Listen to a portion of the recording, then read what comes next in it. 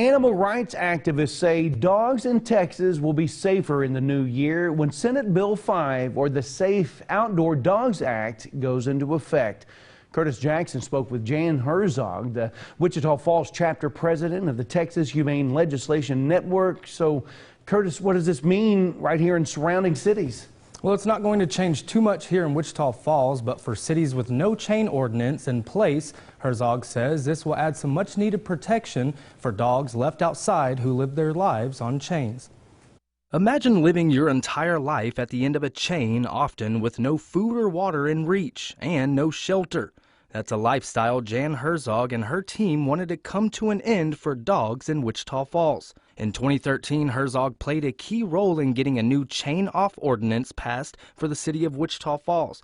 Fast forward to 2022, and it's about to become a state law. You can't leave a tethered or chained dog unattended at all. Not even, you can't tie your dog outside while you're doing yard work and then go in the house to get a drink of water. That's the law in Wichita Falls, but what about across the state?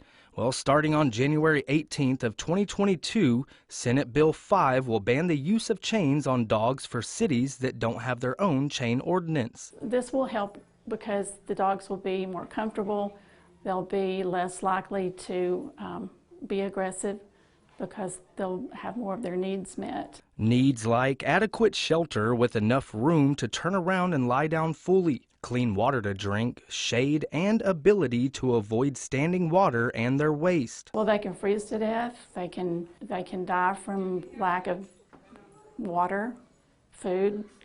They can get so hot in the summertime that they die. Although this won't affect Wichita Falls too much, it will have one big impact for law enforcement or animal control officers who previously had to wait 24 hours after seeing an animal in distress before taking action. If they see a dog that's in distress, in imminent distress, they can go ahead and take action. Action that could result in a Class B or C misdemeanor that comes with a hefty fine up to $500. Now, there are a few exceptions in the Safe Outdoor Dogs Act, which includes camping, herding livestock, or tying up your dog while doing a temporary task. Okay, well, if people have those dogs on the chains right now, other than for those reasons, they better stop before those fines start coming. Okay, Curtis, thanks so much.